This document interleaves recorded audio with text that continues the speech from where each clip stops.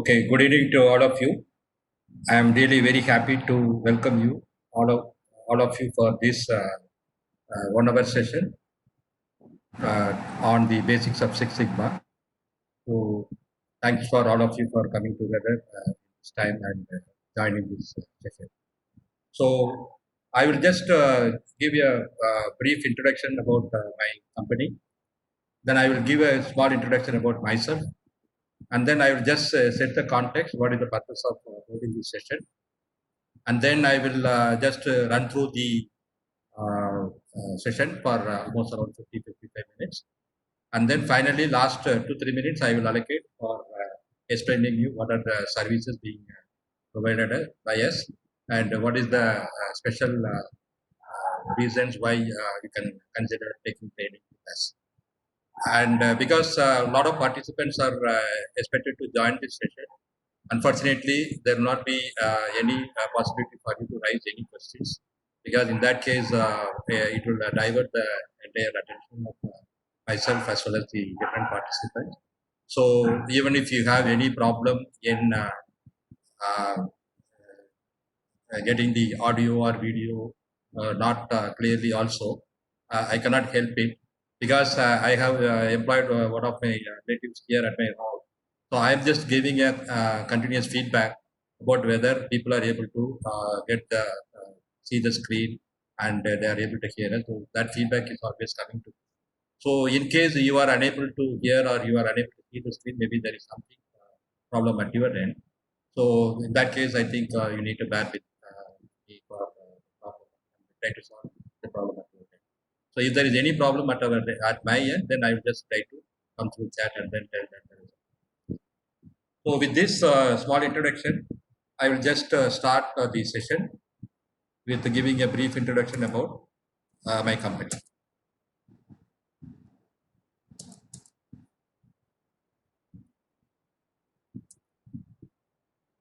Okay, so my company name is Ice Cubes. So it is a Chennai-based company. It is based in Chennai in India, and it is a process improvement consultancy company. It was started in the year 2015, and the services being offered by our company. The first one is the Lean Six Sigma and PMP implementation. So we just cater to our customers like MNCs like Amazon. You would have heard about Amazon. So they are into the supply chain management. Then Dices, so they are a US-based company and they are into HR recruiting. Then Rocket, they are a French-based multinational company manufacturing starch, and they are the largest starch manufacturers in the world. And then the Abraj Energy Services in Oman, they are also one of our esteemed customers. So we cater to MNCs, big companies like all those companies, whatever you are seeing in the screen. Then the second service, whatever we are offering, is the online or classroom or corporate training, both in PMP and Lean Six Sigma. So in Lean Six Sigma, we are just offering trainings on yellow belt training, green belt training, and black belt training. All these training we are offering. And our major customers for this training is Hyundai Motor India Limited. So you have been aware of this company, Hyundai Motors. Then TÜV Germany, then Dices India, then L&D Valves in Chennai. So they are one of the biggest companies in India. Then Tata Communications, Mahindra and Mahindra Finance, Standard Chartered Bank, then Pfizer Healthcare Private Limited. So these are our leading customers for our training services. So the third type of services, whatever we are having, is the implementation of lean management in manufacturing and retail sector. So here we are catering to the needs of the medium and small scale industries, micro and small scale enterprise companies, MSME companies in Chennai. And we are also serving a chain of supermarkets in Chennai. So we are just implementing the lean management in retail sectors and manufacturing, small companies. So this is a brief about my company. Then a small brief introduction about myself. So my name is Annamalai. I am a BTech graduate from one of the reputed institutes in India, that is IIT Varanasi, and I have around 30 plus years of experience in process management. So I have worked in both manufacturing and service domain, both in production and quality department in reputed organizations like Murugappa Group. So I was working for the AD Parry India Limited. Then I was also working for the Siemens component manufacturing industry. And I was also working in SBA Global, one of the giants in e-publishing in India. I was certified as a black belt way back in 2004 and was certified as a master black belt from the prestigious Indian Statistical Institute in Chennai in the year 2014. So I have vast experience in training and implementation of Lean and Six Sigma, both in the manufacturing and ITS sector. So I was certified as a project management professional, that is PMP, in the year 2011, and I have hands-on experience in applying the best practices of project management to complete projects on time and below budget. So I give consultancy both on PMP as well as Lean Six Sigma. So with this small introduction about my company and myself, I will just start going into the subject. So I will like to start with a small story from the greatest epic in India, that is Mahabharata. So there is one incident which is narrated in detail in the story in the epic. So this was an incident relating to the teaching of archery for his disciples by Guru Dronacharya. All of you, many of you may be aware that Guru Dronacharya was actually the trainer for all the Pandavas and Kauravas. So for teaching them all the war-related skills. And one day he asked all his disciples, both Pandavas and Kauravas, to assemble near a river bed, and in order to test their knowledge, how far they have learnt about whatever he has taught. So he asked all of them to assemble, and then the target for them was to hit a bird which was made of clay and was placed on the top of a tree branch. And within one shot, they will have to hit the bird. So that was the target. So first he called Duryodhana, the eldest member of the and then he asked them to come and make a try. Then when Duryodhana came and then he was making himself ready, then Dronacharya asked him like what are you seeing? Then he told that okay, I'm seeing the river. Then he asked him like what else do you see? So I'm seeing the mountain which is here behind the river, and all those he was saying. And then Dronacharya told that okay, no need for you to make a try, and just quit. So like this, he was calling one by one all the Duryodhanas and Pandavas. And then even before asking him to attempt, he just told that he asked them some questions, but he was not satisfied with their answers. And then finally, he was asking them one by one to go off. Finally, the chance of Arjuna came. Then when Arjuna came, then he asked him like, what are you seeing? Then Arjuna told that I am seeing the bird. Then Drona asked him like, what else are you seeing? Then Arjuna told that I am seeing the eye of the bird. Then Dronacharya again asked him, what else do you see? So I am seeing the eyeball of the bird. Then Dronacharya just saw how he is taking the bow in his hand, how he is tying the string, how he is taking the aim of the bird, how far he is concentrating, assessing the speed of the breeze which is passing through, and whether he is taking care of that for while aiming at the bird. So once he was satisfied that all these parameters were right, then he told that okay, you go ahead and hit. Then Arjuna went ahead and then hit. Then that he just hit on target on the eyeball of the bird. So this is a small story, but this gives a lot of insight to how you need to solve your process problems, or how you need to focus on solving the process problem. So when we come to the basics of Six Sigma, the fundamental principle on which Six Sigma methodology is built, we call it as a process approach. So whatever I was trying to explain you was a process approach. So before understanding what is a process approach, let us try to understand what is the definition of a process. So a process is a set of activities done in order to convert the inputs into outputs. So that means we are having some inputs like raw materials, and then we are having a set manufacturing or a service process. So we are taking the inputs or the raw materials through these various stages of manufacturing or service processes, and then in order to get the right output, right? So process is a set of activities in order to convert the inputs into output. So a process approach is approach in which we are trying to solve process problems by analyzing the problems in the input and the process condition. So that means whenever we say that we are having a problem, either it is a manufacturing problem or whether it is a service related problem or whether it is a software related company, any type of company, whether it's a construction company or whether it's a pharmaceutical company, whether it is a aeroplane manufacturing company, whatever it is, irrespective of whatever type of project we are having in the problem, processes we are having in the whatever the processes we are having, any process chronic process problem can be solved by analyzing the problems in the input and the process. So many times we find that in our own companies, our supervisors, our engineers, and our managers and managing directors are always running behind the numbers with respect to the output, right? Every time you just come across a question from them, did you achieve your productivity yesterday?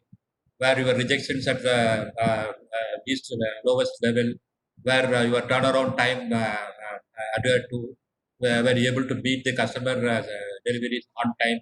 So always they were just putting pressure on you with respect to achieving your productivity or quality or turnaround time, which are all the outputs. You just go and tell them that okay, I have some small hitches in the machine. I have some new people have come in. They don't have the training, so they are unable to run the process efficiently and all. They always tell you, okay, just manage.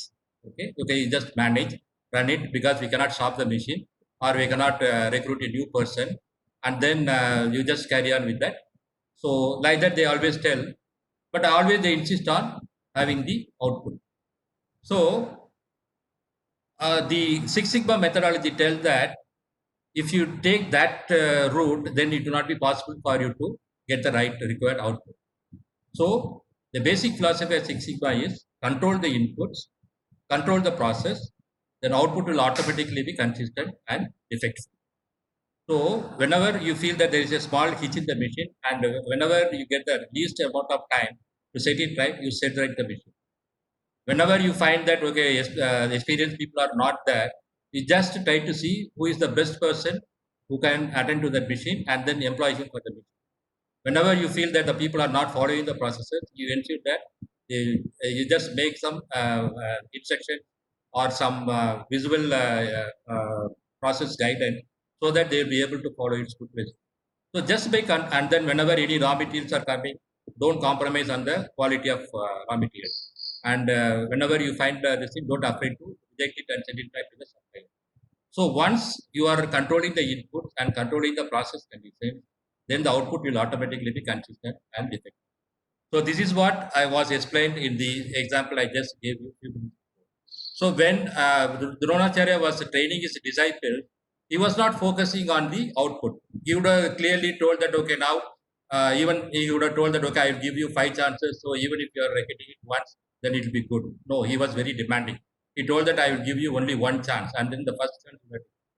And then when he was asking each and every of his disciples to come, he was just checking whether their input was correct, whether their bows and arrows were correct, and whether their string, the material in the string is whether that is correct, so whether the inputs is right, and whether the process conditions there, whether they are holding the bow correctly, whether they are aiming the arrow correctly, all those process conditions he was just monitoring.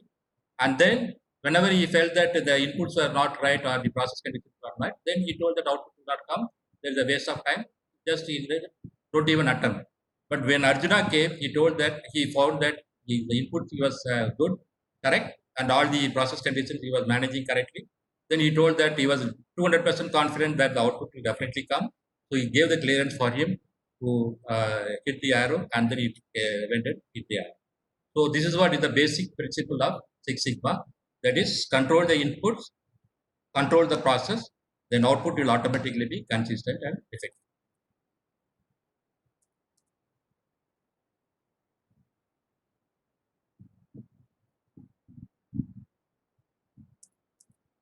Okay.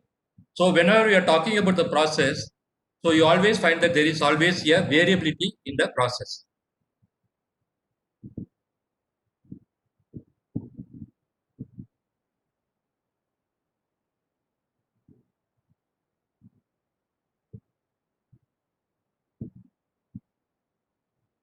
there is always a variability in process. Variability is always inevitable. So, for example, you are every day you are attending office and you are traveling from home to office. Say, assume that the distance is around 30 kilometers. So, do you mean to say that these 30 kilometers always you cover in a very narrow range of time, say around 45 minutes every day? No, it is not possible, right? Because sometimes you travel the distance in just in 30 minutes, and sometimes it may take around 90 minutes also. So there is always a variation between 30 minutes to 90 minutes, right? Even though on an average you will take around 50 minutes or 52 minutes, but the variation will always be there. Some days it will be as low as 30 minutes when there is no traffic at all, when the traffic signals always show you green whenever you pass that, and the road conditions are very good, when the climatic conditions are very good. So when everything is ideal, then you will reach in the fastest time. But when everything is not favorable to you, when the maybe traffic is very high, road conditions are not good. Whenever you just hit the traffic, then just whenever you are about to pass it through the red signal and all those things, then again it will take a maximum of 90 minutes, right? So any process, variability in any process is inevitable. Any type of process, whatever is there, which is happening in the universe, there is a variability, will always be there. So in all our processes, the variations in the inputs and the variation in the process conditions lead to variation in the output or the desired results. So whenever we find that there is a variation in the output, the variation in the output is caused by the variations in the inputs and the process conditions. So sometimes what happens is the variations in the process is too large, so that we get the outputs not in the acceptable level, so that we produce defect. So whenever you find that always our customers always give some sort of a tolerance, right? Say for example, you have to supply some rods with 10 millimeters plus 10 millimeters, then they always will give you a tolerance that okay 9.5 to 10.5 mm is allowed, right? So that means they will accept a minimum of 9.5 mm diameter and a maximum they can put 10. So even if there is going to be a variation of your inputs and variation of your process condition, then you will be able to produce within the tolerance, right? But sometimes what happens is if there is some huge variation is there in the raw material or in the process condition, so sometimes then it may drastically go out of spec. So sometimes it may come as low as 9, or sometimes it may go as maybe 10.9 or 11 or something like that, so that the product is now no more acceptable, it is rejected. So we call this as a defect. So the Six Sigma methodology helps in reducing the defect by reducing the variations in the process to real zero level. So that means through the Six Sigma methodology, you will be able to identify what are the critical inputs and the critical process conditions which have major impact on the output. For example, you are having a raw material. So the raw material maybe suppose hardness may be one and the process condition, the speed with which you are running. So the speed with which you are running and the hardness of the material will will lead to the required output, required dimensional stability of the output whatever you are doing. So whenever you are able to reduce the hardness of your input raw material, and whenever you are running the motor at a very narrow range of speed, then always you will be able to get the required dimensional stability of the output. So again, again I'm insisting, Six Sigma methodology will always tell you reduce the variations in the inputs, reduce the variations in the process condition by having a very close control on this. Then your output will automatically be very consistent. So I'm just giving you an example of before and after. So on the left hand side, you see that before. So for example, we are talking about a rejections in a particular process, and you can see that in the left hand side in the before column, you can see it is varying from maybe 15% to 25%. So the rejection is varying from 15 to 25%. Okay, the variation is very high, and the average is around 21%, which is also very high. So you take up a Six Sigma project to reduce the rejection.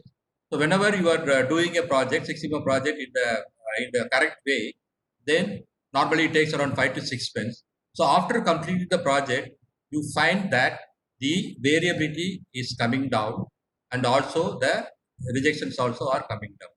So if you see the right hand side, the after, you can find that the rejections has come down to around 8%, and the variation has come down to maybe 5 to 10%, right?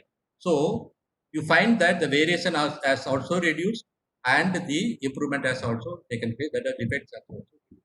So whenever you are doing a Six Sigma project, you can always find that the variations will come down and the improvement also will be there. That the defect reduction also will come.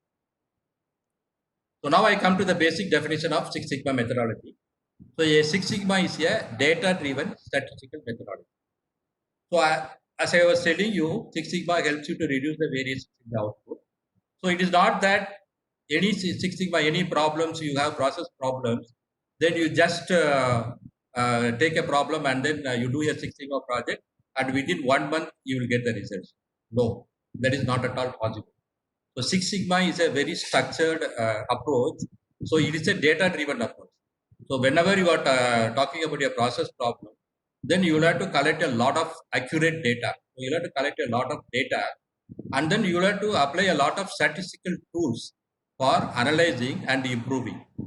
And then during the control phase also, you will have to use a lot of statistical tools. So the unique features of Six Sigma methodology is that it is a data-driven methodology, and it is helped by statistical tools, so that you will be able to improve the quality and performance of the services to the highest level. So by reducing the variability in the process. So whenever your process is running at a Six Sigma level of quality, the number of expected defects is 3.4 billion, 3.4 defects per billion hours. So assume that aeroplane landing is a process, right? Or aeroplane taking off is a process. So if this particular process is running under Six Sigma level, then there will be a defective landing or there will be a defective takeoff only 3 times per million opportunity. That means when million landings are happening in a day or in a month, only 3 landings can go wrong. So you can find that the defect rate is very, very low. And you would have heard that Six Sigma, some companies say that we are a Six Sigma company. So there is nothing called a Six Sigma company, right? Because Six Sigma methodology is applicable for process, is not applicable for a company. A company can say that yes, we are practicing Six Sigma methodology, but they cannot say that we are a Six Sigma company. Why? Because in a company there are a lot of processes which are coming in, right? There is a production process, there is a quality process, there is a sales process, there is a purchase process, there is a maintenance process. So many processes are there, and then depending upon the criticality and depending upon the importance to the company, so the company will undertake some Six Sigma projects in specific processes in order to improve their efficiency. So only in those processes, then the maximum level they can achieve is Six Sigma company. So it is not that at any point of time, all the processes in a company can be running at Six Sigma level. So there is no concept like a Six Sigma company. It is only a Six Sigma process. Okay. Then the third important point is Six Sigma. It is a collection of tools for solving process problems. So this Six Sigma methodology was evolved in 1986. So Motorola was the company who are manufacturing these electronic components and electronic and TVs and mobiles and all. So they were the people who really who first introduced this concept in the world in 1980.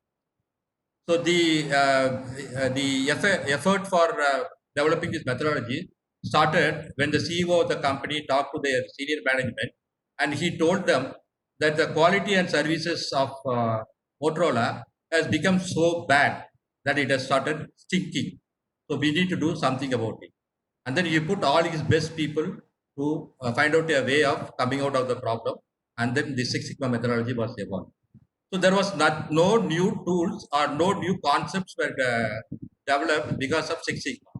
It was only a collection of tools and techniques and concepts which are already prevalent in the industry and the globe, and then it was consolidated into a methodology, and we put it as a Six Sigma methodology, right? So just to give an analogy, suppose you are finding that you are in one of your rooms, the light is not glowing, right? So the light is like gone bad. Then what do? You just call your electrician. So does the electrician come empty-handed? No. He comes out with a kit box. So what does the kit box contains? So it contains some spare parts. It contains some tools, right? What type of tools? Maybe like tester, some screwdrivers, and then some testing lamp and cutting plier. All those tools he'll be having, right? So once he comes in and want to attend to the problem, so he is using some tools to analyze what is the problem, right? So he uses the tester to see whether light is coming to the switchboard, right? So then he says that, okay, the light is coming to the switchboard, so there is no problem. Then he goes to the adapter to which the light is attached and then see whether the power is coming there. So if the power is not coming there, then he says that, okay, there is something wrong between the switchboard and the adapter. Then accordingly, he will be able to plan his next step. So he is using, and then whenever he wants to solve the problem, again, he again uses some tools to solve the problem. So he is using the toolbox effectively for analyzing and solving the problem. Same way, Six Sigma is a collection of tools, mostly the statistical tools. So these tools will be useful to you for analyzing the problem and solving the problem. So whenever you are taking the training for yellow belt or green belt or black belt, you are exposed to this analysis tool and statistical tool so that you will be able to analyze the problems and solve your process problem. Okay. So remember that Six Sigma is nothing but a collection of tools and techniques for analyzing and solving the problem. It gives you exposure to lot of analytical tools. So Six Sigma helps in increasing customer satisfaction and profits to a great extent. So in order to initiate a Six Sigma project, always it starts with the customer satisfaction. So whenever you initiate a project, first you ask the question whether there is a customer dissatisfaction. Yes, the customer is dissatisfied. Okay, then you take up a project to solve the problem. And then by solving that, are you going to get more benefits? Are you going to save any costing? Are you going to earn more revenue? Yes, there is going to be a great financial impact is going to be there. Then you take up a project. So taking up a Six Sigma project will help you to improve your customer satisfaction and improve your profitability to a very great extent. So these two reasons, that is the customer satisfaction and the financial benefit, are the two main drivers for taking up a Six Sigma. So this is actually a table which shows that at different sigma levels, what is the defect rate. Okay, so you can see that at the Six Sigma level, the defect rate is only 3 per million. When the process is running at 5 sigma, then the rejection is around 233 ppm or 233 parts per million, right? 233 defects per million of it. So most of the Indian companies run at a sigma level of 3 to 4. So that means the rejection will be around 0.6%, 62% to 6.67%, right? So it is not possible for you to jump from say a sigma level of 3.5 to 6 in one go. So normally what you do is you take up a process which is running at maybe 3.5 or 3.6, and then you set a target that you will achieve a sigma level of say 4.1 or 4.2, and then you make some improvements, and then you stabilize at that 4.1 or 4.2, and then you next set your target for achieving 4.5 or 4.2. So gradually over a period of 3 to 4 years, then you will be able to achieve that 6 level. So that is how it is being done. It is not like possible for you to jump overnight to 6 sigma level. It needs a lot of hard work. Okay, the methodology, whatever you are following in Six Sigma methodology, we call that as a DMAIC methodology. So as I told you, whenever you are want to solve a process problem through Six Sigma methodology, it is not that, okay, you just take the problem and within 1 month you get the result. So it is not possible. So you will have to follow a systematic approach. So what is the systematic approach? You will have to follow 5 different phases. So the first one, we call that as a define phase. So in the define phase, we define the problem. Say for example, you are finding in one of your processes, you are finding that your rejection rate is very high at 15%. Okay. And then because of that, the monetary loss to the company is maybe around 3 crore rupees per annum. Right. So now it is a very big problem for the company, because since the rejection rate is very high, so that means there are huge losses, and then you are then again the variation is there in the rejection, so that you are unable to predict the customer deliveries, because whenever you are about to deliver, you find that there is a lot of rejection in that particular lot, and then again you have to start a new batch. So again your rejection is very high, so you are unable to keep the on-time delivery. Your quality also gets affected. So that is the problem, right? So currently your process is rejection is around 15%. So then you will have to say that you will have to fix the target. So what is the target you want to achieve? So maybe you want to reduce the rejection from 15% to 10%. Okay. So now we have having a problem for the last 1 or 2 years of the high rejections at 15%, and the goal will be to reduce the rejections from 15% to 10% within 6 months. So this is how you prepare the defense statement, and then you just assess what is going to be the benefit to the company. So there is going to be a financial benefit to the company. Maybe the annual savings will be around 1 lakh. What is the timeline? So you are going to do this within 6 months. So by this time you are going to start. By this time you are going to complete the define phase. By this time you are going to start the measure phase. By this time you are going to complete the measure phase. So all those planning you have to make, and then you have to define the scope of the project. So what are all the process which are going to be covered under the project, and what are the process that are not being covered, and then any risk is there you have to identify. So you just make a very high level document and define the project.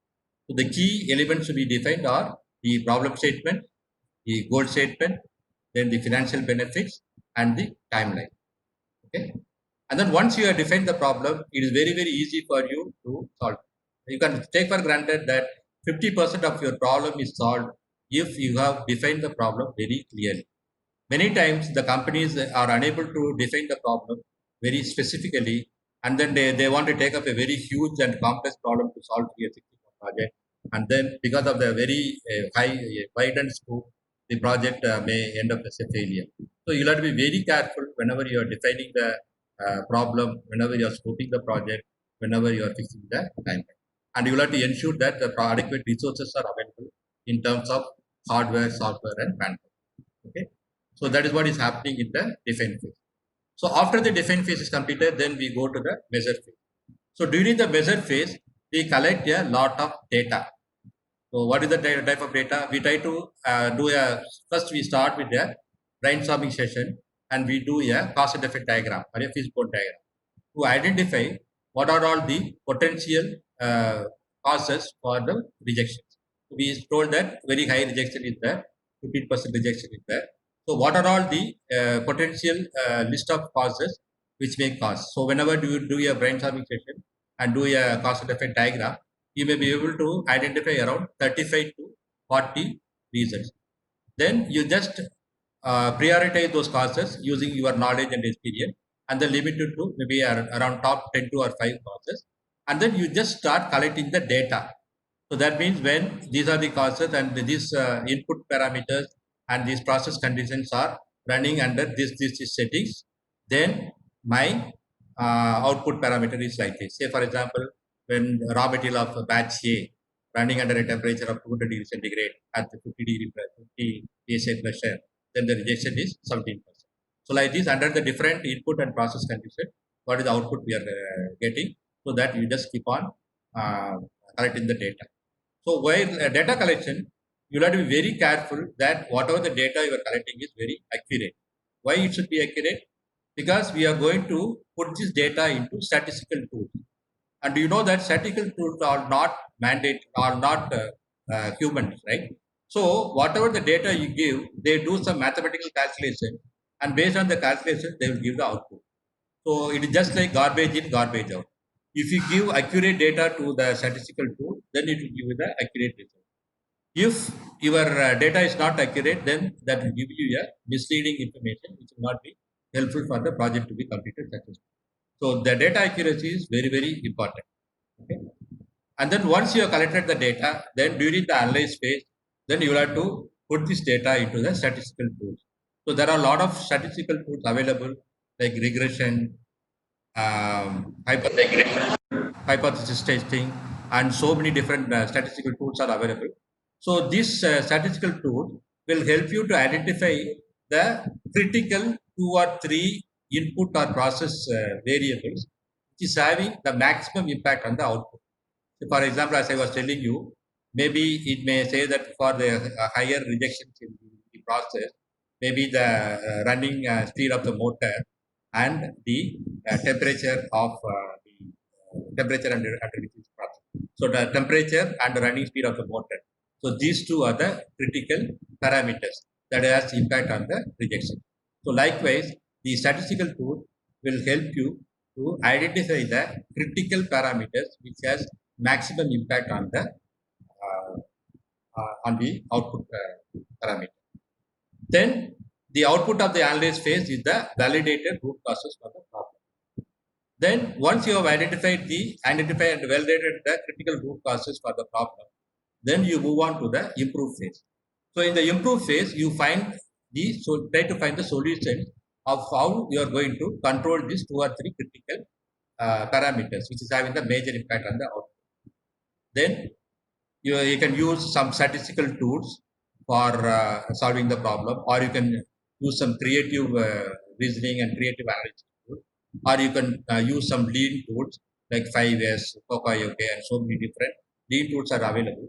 So you taking the help of these tools, you just develop a solution, and then during the improve phase, you run a pilot run, and you test it under the pilot run, and prove that whatever the target you want to achieve, you are able to get it.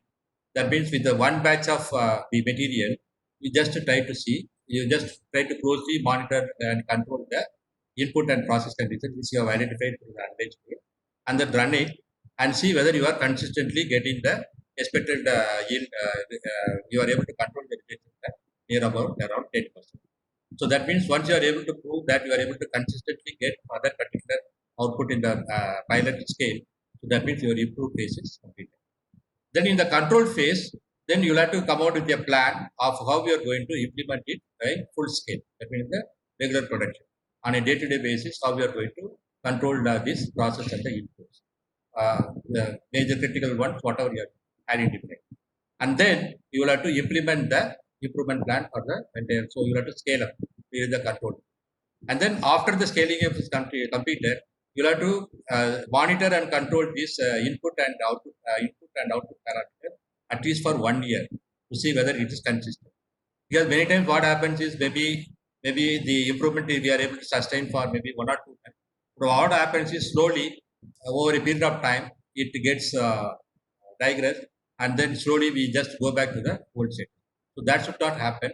So normally for any of the Six Sigma project, the process parameters and the output parameters are closely monitored for 1 year to see really whether we are able to consistently get the required output and consistently we are able to get the benefits from the project. So this is in short about how the Six Sigma project is done, about the DMAIC methodology. Then what are the different types of certification that is happening in Six Sigma? So I will just, there are many other roles out there, but I'm just limiting because of the lack of time. I'm just limiting myself to only 3 roles. That is the yellow belts, green belts, and black belts. So I will start with the yellow belts.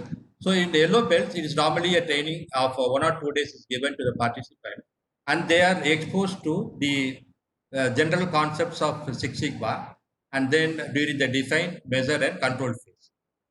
Okay. So what are the tools and techniques they should use for define? What are the tools and techniques they can use for data collection? And what are the tools and techniques they can use for control phase? So they will be, and then regarding the analyze and improve phase, they will get only a very high level information. They will not get in-depth knowledge, because the role of a yellow belt is to give a helping hand for a project which is run by a green belt or black belt. So yellow belts normally they do not lead a project. So they will be the team members of a Six Sigma project team. So they are exposed to, they have very limited exposure to the tools and techniques specifically related to the define, measure, and control phases. So they will be mainly helpful for the data collection during the measure phase, and then during the control phase, they will be able to help you in monitoring and control the process conditions, so that you will be able to consistently get the required output. Then the green belts are normally they can run a small independent project in their own department, or they can help the black belts in their project. So they get more exposure when compared to the yellow belts, especially in the analyze and improve tools. So they are also exposed to a lot of statistical tools, so that they will be able to run a Six Sigma project within their own department. So suppose I am a supervisor and I am responsible for the small department having some 2 different processes. Then I can do a project in the small department, so that everything is in my control. The raw material, the machines and the process, everything is in my control, so that I will be able to do a project and complete it without any dependency on the external department. So that is what is the role of a green belt. The black belts are normally people who lead the complex process problems, which is maybe for this they may have to coordinate with the different departments, and the problem is very complex. So they are also getting exposure to a lot of complex statistical tools. So you need people with good leadership qualities, because they are to manage a lot of people from the other departments also, and they should be clever enough to pick up the understand and pick up the usage of the complex statistical tools. So they will be running a very complex project running. So with this, I am just completing the theoretical portion. So to recap, Six Sigma is the fundamental concept is a process approach. So it helps you to, it says that control the inputs, control the process conditions, then your output will automatically be consistent. And then it also helps you to reduce the variability in the process. So by reducing the variations, it will also help you to reduce the defect rate. And the defect rate in a Six Sigma process is around only 3 within for every million, only there will be a rejection of only 3. And then it is a data-based and statistical oriented methodology. So you need to collect a lot of data, and then you need to apply statistical tools for analyzing and solving the problems. And then you cannot get results overnight. So it has to be a systematic approach, that is a demand cycle, define, measure, analyze, improve, and control. And the different roles like yellow belt, black belt, and green belt, that also is. So now what I will do is I will just give you a small case study, so that you will be able to understand better. So whenever you want to start a Six Sigma project, there has to be a very strong business case. So what is a business case? A business case is the very strong reason why you should do the project, right? Because until unless the senior management is very much interested in running the project, then you will not get the proper support for the running the project, and then the project may not be successful. So the business case has to be very, very strong. So I just do a small, this thing is based on my own experience, real life experience. So just I will just give the business case. Like just after her summer vacation, one day I saw my daughter looking very sad. So when I asked her like why you are sad, what is the reason? So reluctantly she told that after the summer vacation, when they went for the classes for the new year, then all her classmates were narrating their wonderful vacations during the holidays in the class, and she was feeling very bad that as she had nothing to narrate, because we didn't go for any holidays and we didn't go out anywhere for the holidays. So she was not having anything to narrate to her classmates. So I was feeling even bad, because even though I have been earning around $120,000 per annum, I did not have enough savings to spend for the vacation. So I was feeling bad that I was unable to take my daughter and take my family to a vacation. Then I thought that the root cause of the problem is that I am not saving enough. Then I thought that okay, why don't I apply a Six Sigma methodology in order to find a solution to the problem? Because I find that even for the last 5 years, this problem was happening, that I was unable to save any money, whatever I am earning. Okay. So then, as I was telling you, the Six Sigma project will really start with the customer. We really need to understand who is the customer, what is their problem, how we can solve the problem.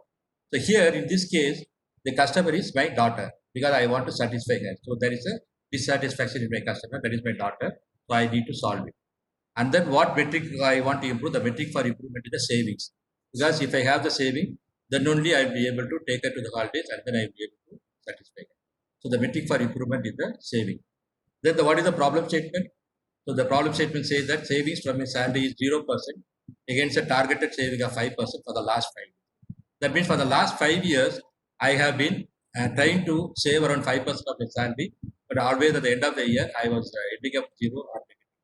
So that it is a chronic problem. The problem is existing for the last 5 years. And then the goal statement says that I want to, at the end of the project, I want to increase the savings from 0% to 5% of my salary within 3 months. So that means I will take up a project and then I will try to improve my savings to 5%. So the expected annual saving is around 5% of 120,000, that is 6,000. The project timeline is 3 months. So I thought that I will be able to complete the project. So this is what is the define phase. So as I was telling you when I was explaining the demise cycle, so we have identified the customer, we have identified the metric for improvement, what we want to improve. Then we have identified what is the problem, and then we have quantified the problem, and we have also given an indication about how chronic is the problem. And then we also have set the target, we have set the goal in terms of how much improvement we want and by when we want this improvement. And then we have also estimated the benefit because of the project. So all these things are the minimum requirements of during the define phase, so that we are very clear about what we really want to achieve at the end of the project. Then in the measure phase, we need to collect, as I told you, we need to collect a lot of accurate data. So fortunately, myself and my wife, both of us have a very good habit of noting down our daily expenses. For that was even though we were very bad at savings, then at least we were good enough to have the accurate data. So what we did was, for the last 1 year, we had just whatever the expenses we have done, we just try to categorize them into different categories, like a rent, food, shopping, local travel, and so many other, right? So under this individual category, so what is the expenses we have done for the whole year under each of this category? Okay. So for the rent, it is 37,500. Food is 30,000. So on like that. So total was adding up to 120,000. And then we just arrange with the total expenses in the decimal to identify what can be our focus area. So theoretically speaking, I should have focused more on rent because that is the topmost contributor. But again, when we really thought about it and I discussed with my wife, we find that since both of us were working, and then this was house was in a location which was really nearer to both of our offices, and then it was nearer to, like, we had a very good school for the kids in the nearby area, and this is the one of the best possible rent we can get. And then even if you shift to other places, then we may get a cheaper place, but again that will lead to a lot of hardship, and that is really not worth it. Then we thought, okay, maybe the rent there is not much scope for improvement. Then we just try to analyze whether what we can do on food. So food, we ourselves are very much surprised. So are we spending 30,000 so much? That means around $2,500 only on food. So that actually was a revelation to us, because we were not expecting that we would have been spending so much. Because many times it happened to us. It is everything is happening on a daily basis. We don't realize until unless we collect the data, summarize, and then see the numbers. Once we saw these numbers, we ourselves were very much quite shocked. Then we thought that, okay, then this is the area we will focus. Then we thought, so the collecting the data at the very high level helped us to identify what is the focus area on which we can do the improvement. So we decided that we will focus on the food. So our aim was to, now in food alone, we will try to achieve the reduction of 6,000. That means from 30,000 to 24,000, $6,000 reduction. So at this stage, even I can go back and then change my problem statement and goal statement. So instead of the whole expenses, I can say that I want to reduce the food expenses from 30,000 to 24,000, right? So here again, because if you talk about the whole expenses, then what will happen is maybe the at the later point of time, other expenses may go up, and then your overall expenses may come down. So here it is very focused. The problem is very much focused. So we want to reduce the cost on food. Then once we have collected the first level of high level of data and identify the focus area, then we just started the second level of information. So we just try to identify what is the month by month, what is the money we have spent on food. So you can find that this is the month-wise data. You can find that the minimum amount whatever you spent was during February, which was $1,650, and during December was the highest, which was $3,750. So you can find that there is a huge variation of around $2,100. So it is ideally it can be taken up as a 6 project because the variation is very high. Okay, and then what we did is we started trying to analyze the data. Then what are the different materials on which we are spending on food? So then we categorize. We just took the data So like wheat, pulses, meat, oil, grocery items, ice creams, snacks, coffee and tea, restaurants, vegetables, fruits, butter, bread, milk, etc. So these are the different items on which we are spending the money on food. Then again during the analysis phase, we wanted to prioritize or focus on only because we know that in all the 15 or 20 possible causes, we cannot focus on all the 15 or 20, then the project will not be focused. So we wanted to identify the top 2 or 3 focus areas. So in order to do that, we just used one of the tools. We call that as a cause and effect matrix. So what is cause and effect matrix? Because this is a we don't have the time to explain this tool here in detail, but this will help you to identify which is going to be the critical inputs that is having the major impact. So here we are finding about we want to reduce the cost. So cost has been identified as one of the output variables. But again, some people may say that okay, cost can be like we can cut down on the spending on food by reducing whatever is really uh, needed for your body, so that like after doing the completing the project, you may end up in uh, deteriorating your health. So again, you should not take any actions like that. So that is the reason why we have identified both these as a output variable, cost and health problem. That means we want to take some actions so that the cost is also reduced at the same time without compromising on the health. So cost should come down without compromising on the health problem. So that is the reason why we did this analysis and we identified 4 areas where we can do the improvement. That means on meat, restaurants, oil, ice creams and chocolates. So these were the 4 different specific causes on which we wanted to focus. Then during the improve phase, then we took some action. So what are the different actions we took? Reduce the consumption of meat from twice a week to once a week. So before the project was done, we were having meat during the weekend, both on Saturdays and Sundays. But now we thought that okay, we will do it only once in a week, only on Sundays. Then reduce the consumption of oil from 4 liters per month to 2 liters per month. Again, we had and we found that again we are consuming a lot of oil, again, which is not good for our health also. So again, which is also costing money. So we thought we will reduce the oil consumption from 4 liters per month. Then reduce the number of visits to restaurants from once in a week to once in 2 weeks. So again, you know that restaurant food is not good for health. So we just reduce it from once in a week to twice, from twice a week to once in a week to once in 2 weeks. Then we reduce the consumption of ice creams and chocolates, which you know are not really contributing to our health. So by taking actions on all these 4, then we found that all these actions we resulted in an annual cost savings of around $6,000. Okay. And then, to our surprise, we found that because now we have reduced all the items which are detrimental to our health, we found that our health expenses also, which was around $5,500 before the project, that also came down to $2,000. So this was a unexpected savings. So this normally happens in a Six Sigma project. Because many times what we happen is, say, suppose you ask your people, workmen or your staff to improve the productivity, then they will come and tell you that okay, I will do some changes so that will improve my productivity, but that will lead to a compromise in quality. So you just agree for that, then I will take some action for productivity. Same way, you ask them to improve the quality, then they will say that okay, I will do some changes so that the quality will be improved, but again productivity will be come down. So are you willing for that? So always in our mind, we always think that whenever we want to improve the quality, that means productivity will come down, or whenever you want to improve the productivity, the quality will come down.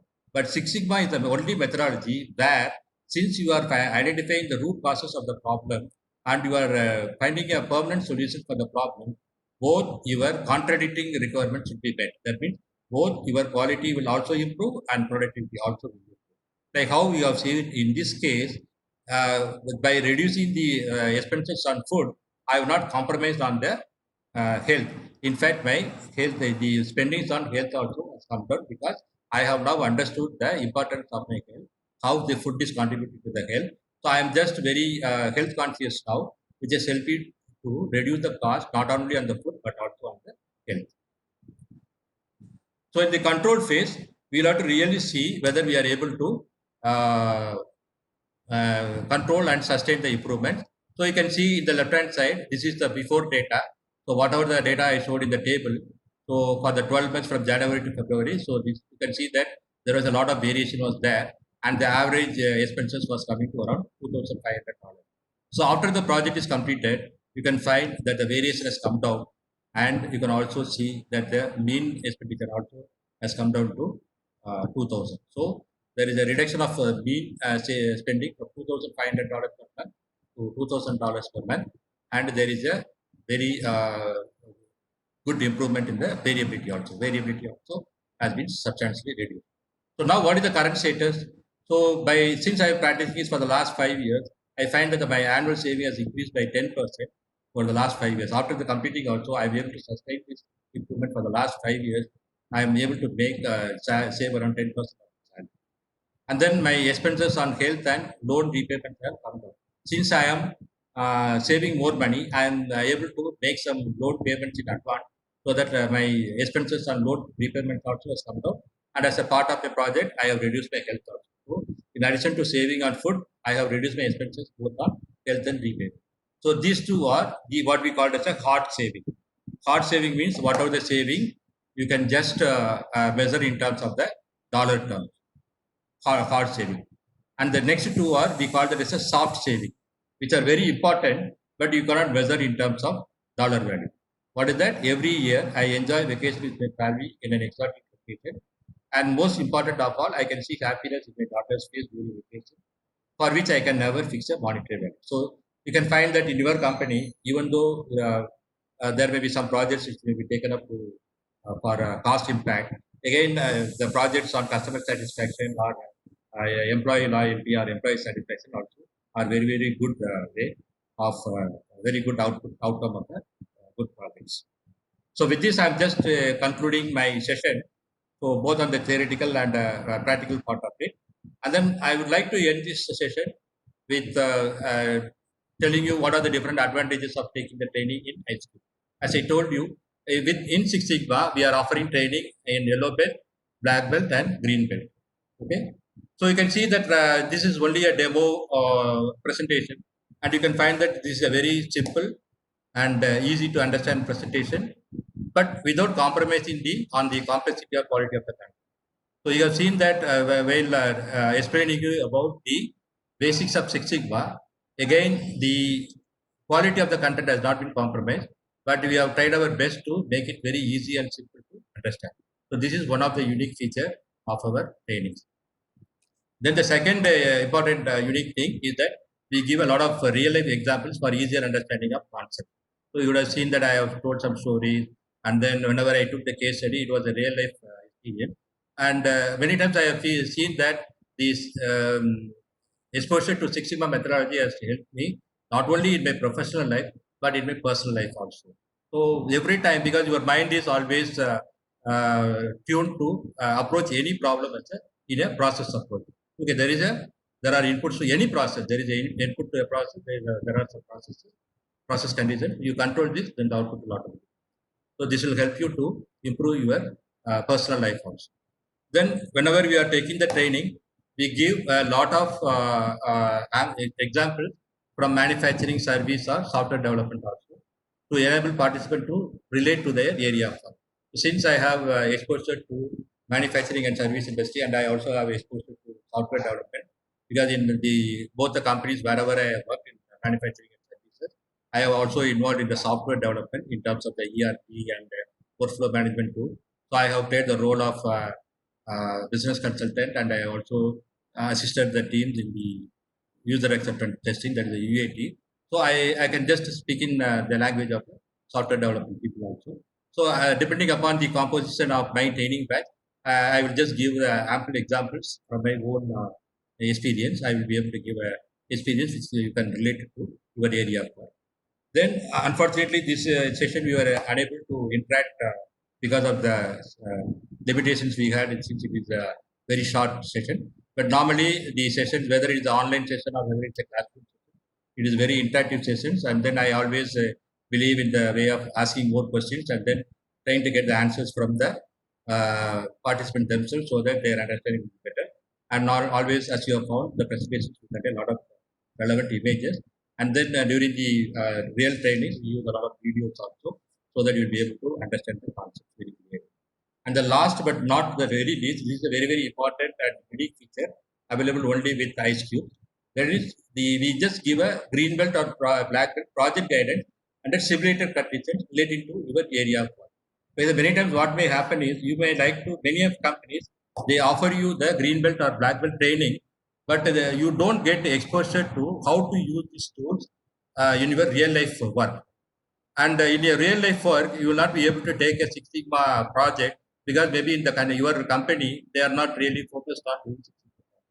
So you may like attend a training session. You may be certified as a green belt or a black belt, but you find that what are the concepts you have learned, you are unable to apply in your any area of work or anywhere you will be able to apply.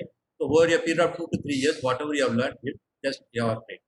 But here we just give you a guidance, project guidance, so that depending upon your in your area of work, you can select a problem, and then we will give you some sort of a dummy data, so that we will be able to simulate some conditions related to your real life project, and then you will be able to apply these tools and techniques, and then you will be able to run a lot of. So along with the training, we also give a project guidance. So with this, I would like to conclude my training session. And then one other important thing is, I think I have sent you a link for giving your feedback. So in the feedback, again, we are asking for your interest, whether you are interested in taking up any of these trainings or project guidance. So and about the feedback about the session also. So I request all of you to spend some 1 or 2 minutes in filling up your feedback form, so that this feedback will be very valuable for me to improve my presentations in the future. So thanking all of you for your patience learning. And then I will be just continuing this, maybe if you have any questions, I'm going to keep it open for another 15 minutes or 30 minutes. So if you have any specific questions to ask, you can ask. So thank you very much. I hope you have enjoyed this session. Thank you. Thank you to all of you.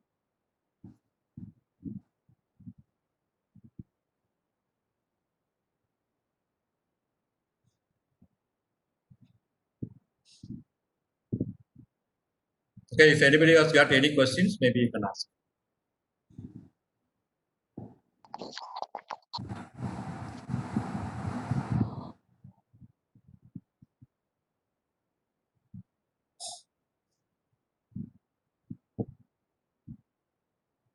Hello.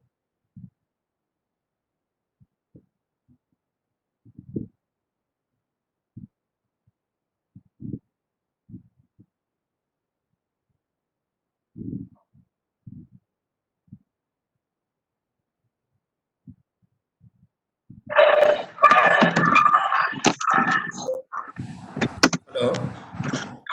Yeah, I think you are able to. If you want any questions to ask, you can ask me now. Sir, actually, explain concept maintenance where I can use, sir. How can use in the maintenance? So in the Like, maintenance, normally what happens is, say for example, you may be consuming a lot of consumables and spares, right? So what happens is, say for example, a bearing.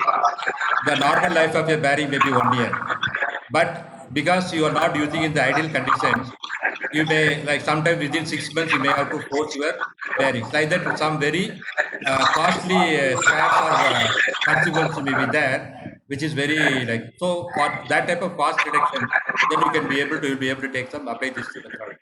And actually, the for my woman assignment, it is actually a drilling service. They are offering drilling services.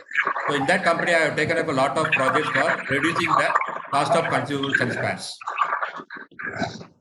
So this is one major area.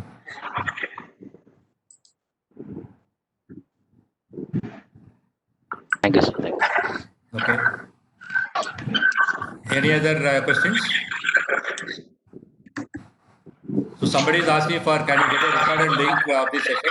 Okay, we have recorded this session. So I will send the recorded session to all of you. Whoever has participated, I will send you the recorded version.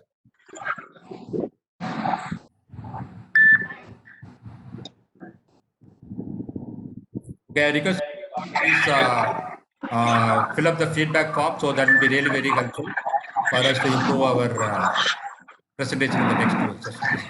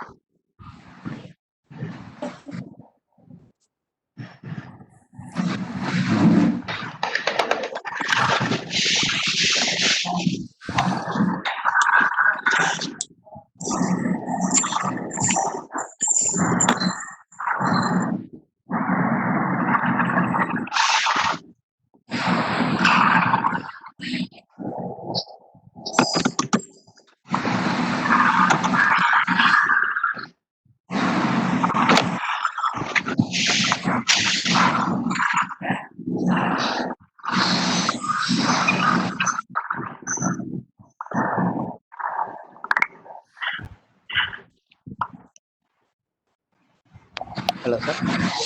Hello. Yeah. Sir. Yeah. Yes. Any questions?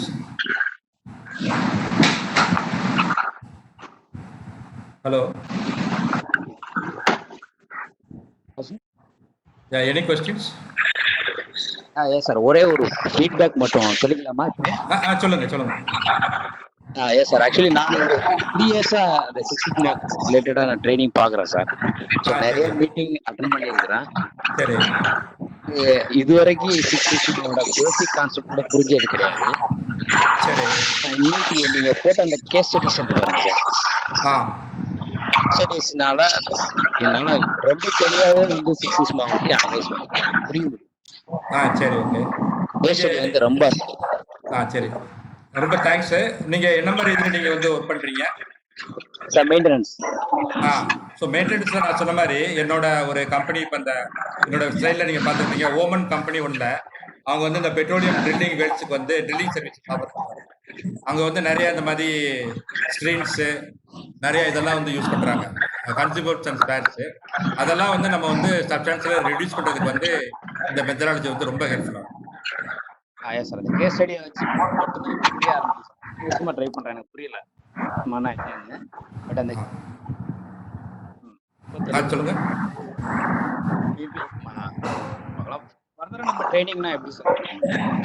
அதான் நீங்க வந்து உங்களுக்கு interest இருந்தா அந்த feedback form fill பண்ணுங்க.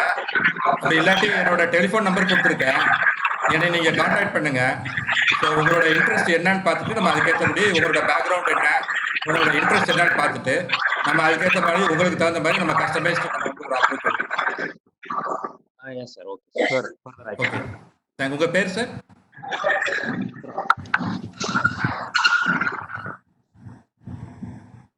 ஓகேங்களா? Okay okay. Thank you.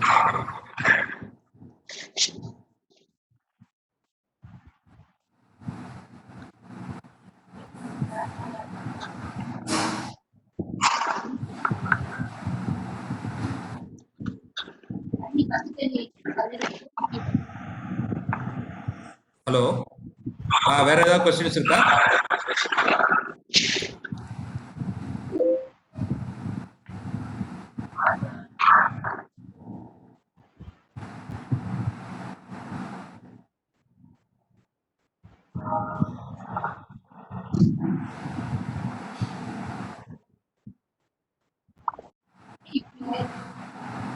Hello.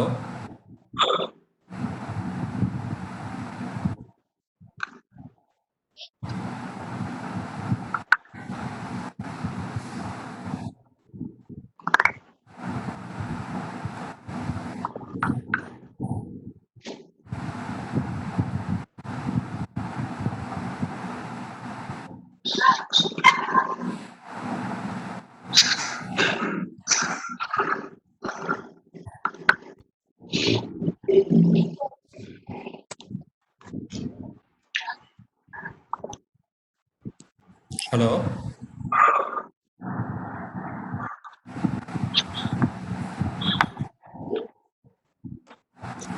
Saravanakumar, நீங்க ஏதாவது சொல்ல விரும்புறீங்களா? இல்ல ப்ராப்ளம் இருந்தது நினைக்கும்.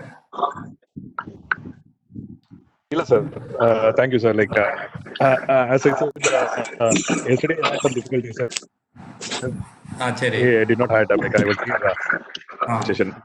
Thank you for your wonderful session sir. I look forward for that's also like I'm not in Chennai, but since we had this opportunity to take up this online classes, I certainly love to be part of your future sessions as well.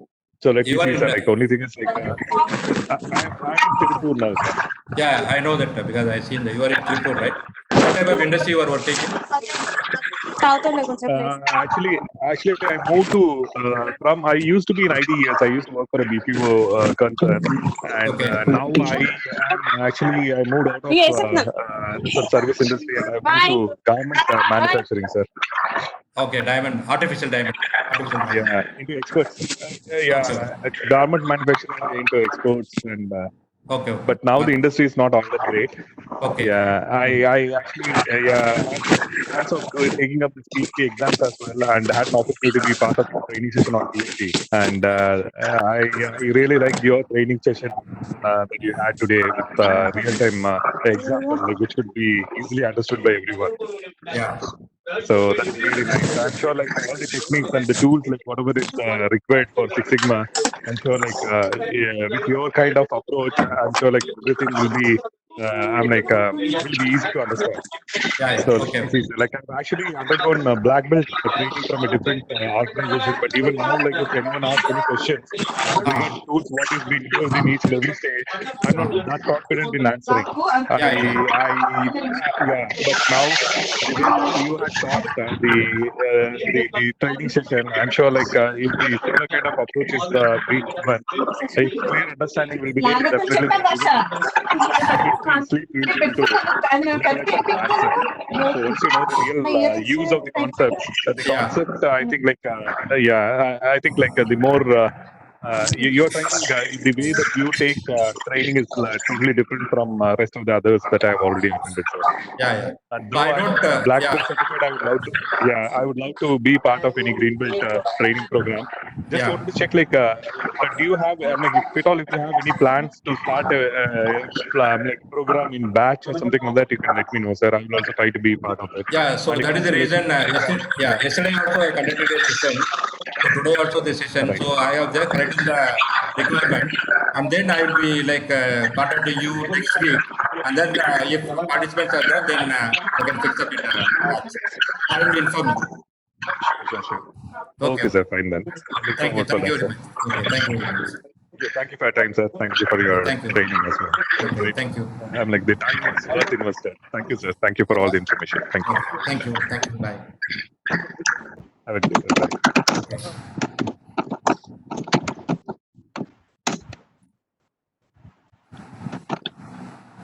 So Saktivel, is there any feedback from your side?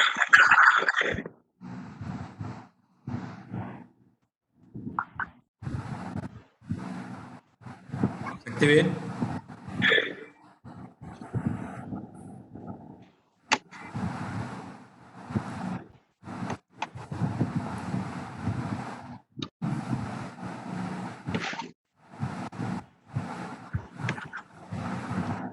So, this is Rajaraman from.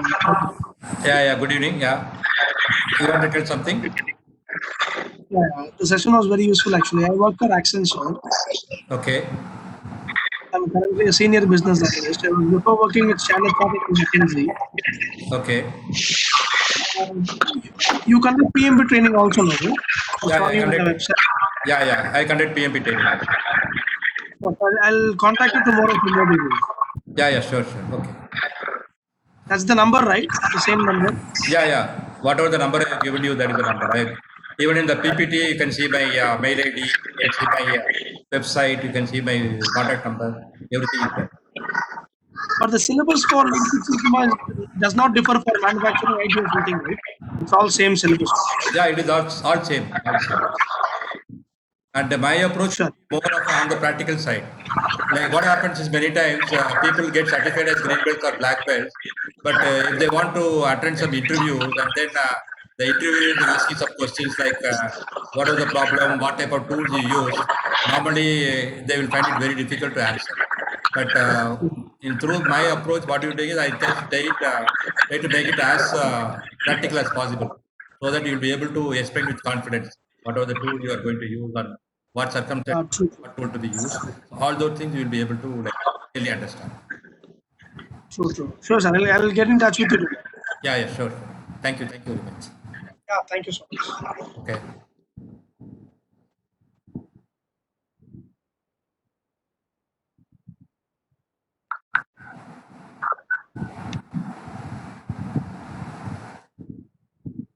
Hello, Prabir, you want to say something?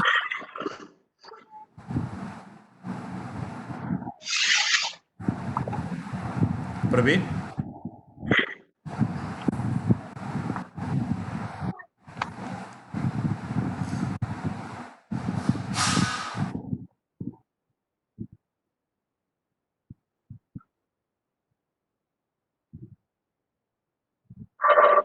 Hello. Yeah. Yeah, Mr. Annamalai. Am I Yeah. audible? Yeah. You are audible. Actually, actually, as I'm my domain in the sector is automobile, so I would be requesting you to share if there is any project related to automobile problems. Okay. Yeah. Okay. So we will discuss about it maybe tomorrow. I will just try to see Yeah, and then yeah. see how to take Okay, over. okay. Okay. Okay. Okay. Yes, yes, yes. Okay. Okay. Okay. Thank you. Thank you, thank you. Thank you. Thank you.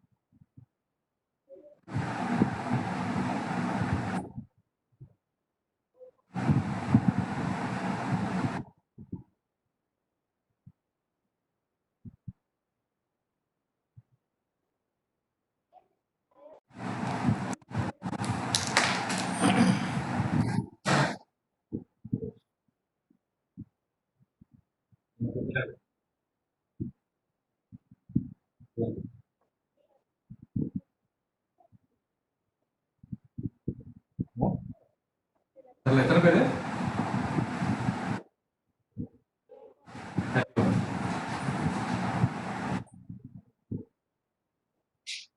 கொஞ்சம் பேர் போயிட்டு வந்தாங்களோ? போனவங்க சில பேர் போனாங்க போயிட்டு வந்தாங்க.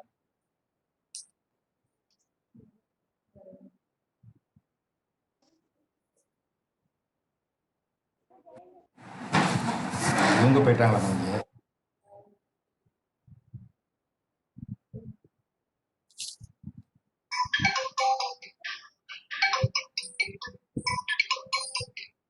Hello,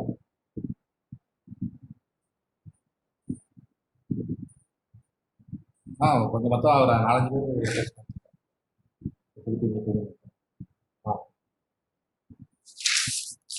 mostly நீங்கள் உங்களை மாதிரி தான் black belt project with project manager.